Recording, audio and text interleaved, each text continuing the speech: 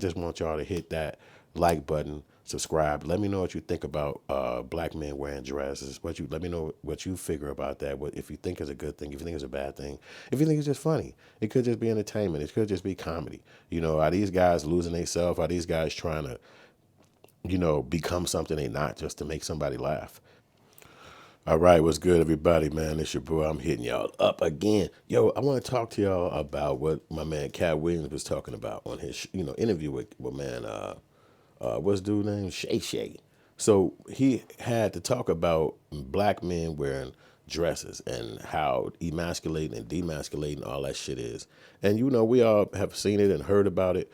And everybody got their opinion, so I definitely want y'all to hit me up in the comment section. Let me know what y'all think about black men wearing dresses in comparison to white men wearing dresses. So let's talk about it. So I was listening to the show Math Hoffa, and I heard some interesting points.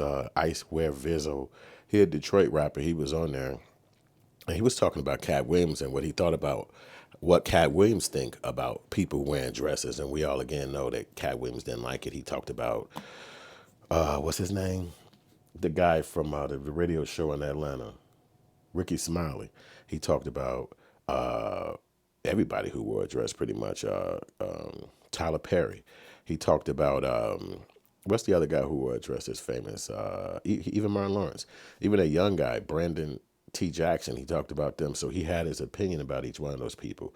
So I want y'all to like and subscribe and all that stuff. And let me let y'all play. I'm gonna play this little sound bite and we're gonna talk about it. So let's go. You know what I think that was? What Cat Williams, what he don't understand what happened was, bro, he watched Kevin Hart work his he worked his hand. You know what I'm saying? He seen a nigga that know how to use and take advantage of them relationships the right way and build with them motherfuckers and catch that opportunity. Dude just don't understand that part. He don't understand that type of like the same or he's just not on that With Fargo, All right, we got a little stupido commercial, so we're gonna get right back to it in 2 seconds. It'll pop right back on.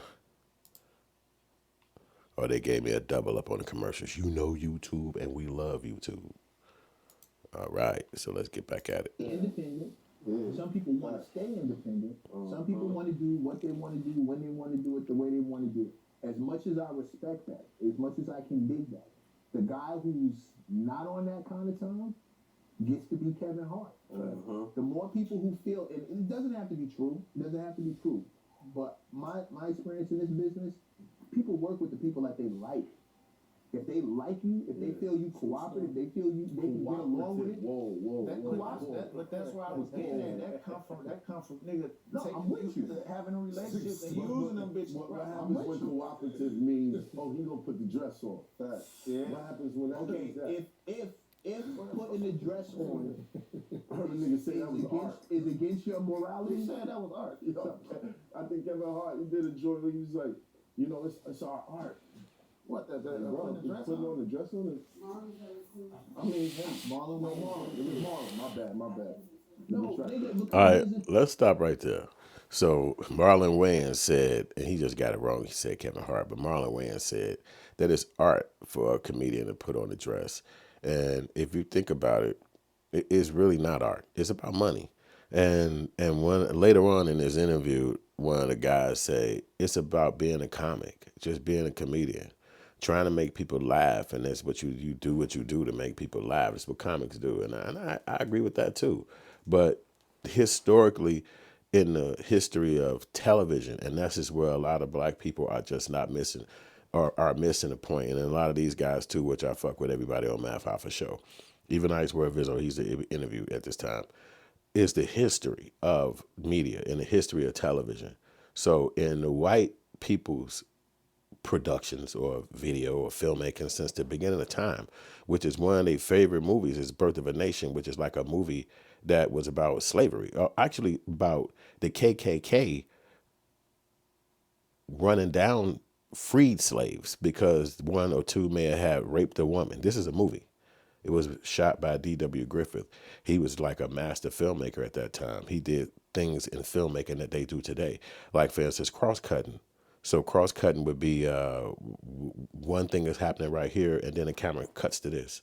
So, for instance, in that movie, Birth of a Nation, the KKK would be riding down on their horses, and then it would be cut into a white woman being raped by a black guy. Now these aren't real black guys in this movie. They had black face on. They put makeup on to look like black people. This was the actors in the movie Birth of a Nation. This is 1915. The movie was so big and so famous, it made like a new revelation and revolution for the KKK. Like they had their numbers was up so big, they did a march on Washington in Washington D.C. They made that movie like a classic movie, like it went into like the archives of the Congress or some shit like that. This is real history. You can Google it. So, make it a long story short, their history in the media and television from white people, and especially at that time and on up, is that black people are dumb. Black people are over sexualized. Black people love white women and will do anything to get them, even hurt them, and so and fuck them definitely. But the idea is that black men are over sexualized, so then they have different kind of characterizations that they have put in their movies over the decades, even in their plays. So you would have the black man that sings whenever the movie is going on. When they get to him, he's jolly and happy. You know, I remember one of the first movies, and this actually was the first black man who got an Oscar, but this is back in the day. So he didn't even get a TV representation. He even got one before Hattie McDaniels. And the movie, I forgot the name of the movie, but the song was like zippity doo dah, zippity a. It was some shit like that. And I was a kid and I watched this movie. I'm a child, but this movie was even before my time. This movie was so big, it got this black dude an Oscar, but again, he was an old man and it never was even televised or nothing like that. So it's way back in the day. So, but his character was just this jolly black man who never really had a care in the world. He wasn't really dealing with the ways of the world, like whatever the issues is that people deal with.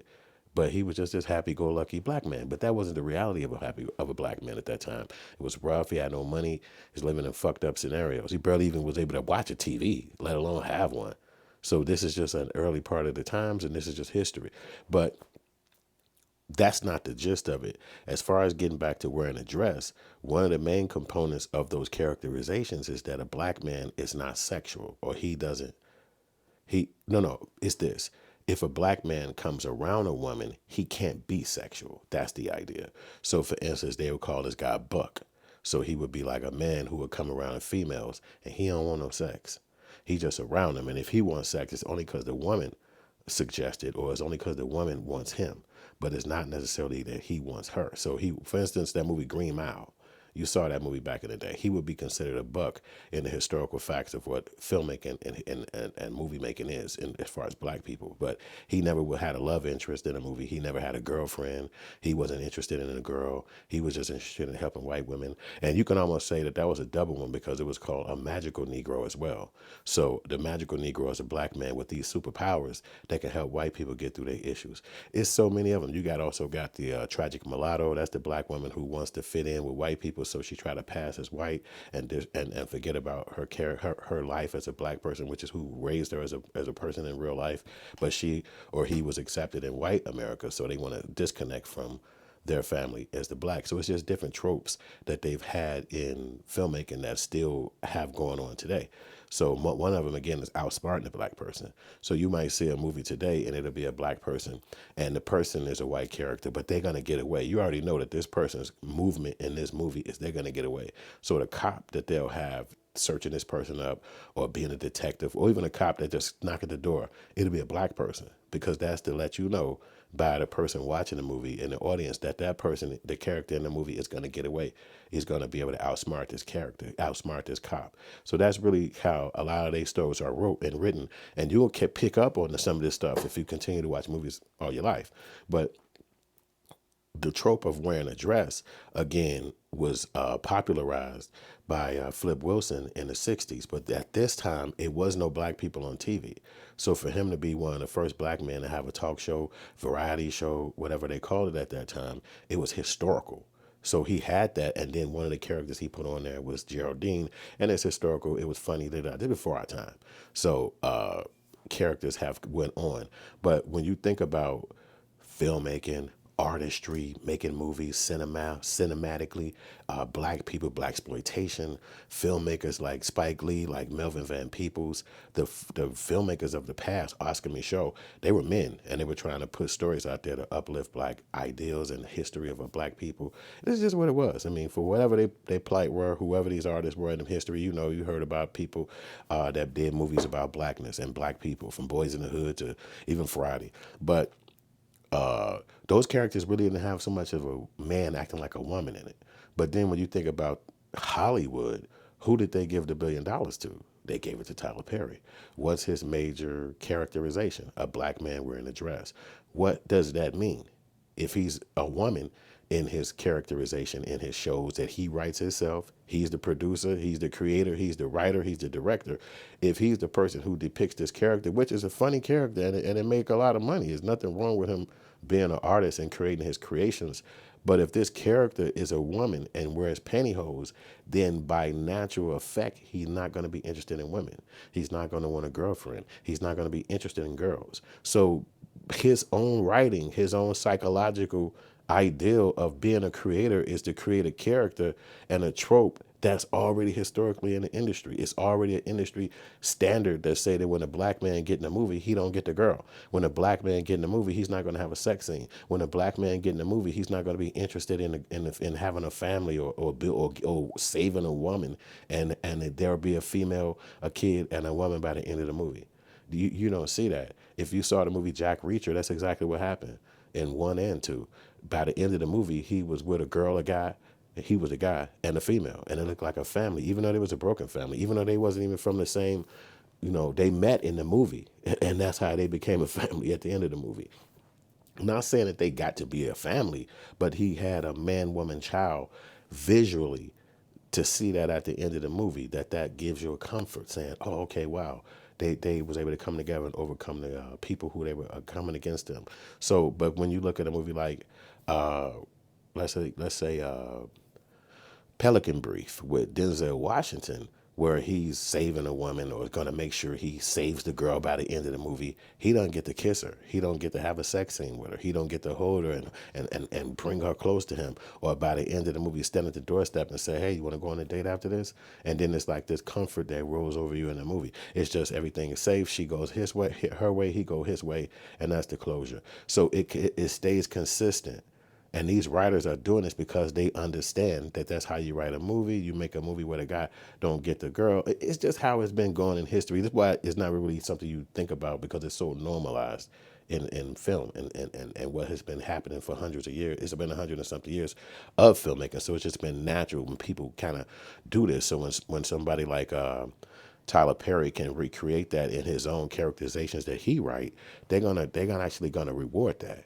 So it's really that not that you shouldn't be doing it, but you should understand the history and everything I'm saying. You don't have to take my word for it. Look these things up, because it's actually historical facts and documentaries that's out right now on Netflix and shit like that you can look at that can give you more clarity on the stuff I'm conveying right now. But this is just me, 20-something years in the game as a filmmaker, having to study this shit from a white perspective and a black perspective, that I, kind of have a little bit more historical facts to convey. But I just want y'all to hit that like button, subscribe. Let me know what you think about black men wearing dresses. Let me know what you figure about that. If you think it's a good thing, if you think it's a bad thing, if you think it's just funny, it could just be entertainment. It could just be comedy. Are these guys losing themselves? Are these guys trying to, become something they're not, just to make somebody laugh? So let me know in the comment section what you think. This your boy Hood. I'm signing off on this video.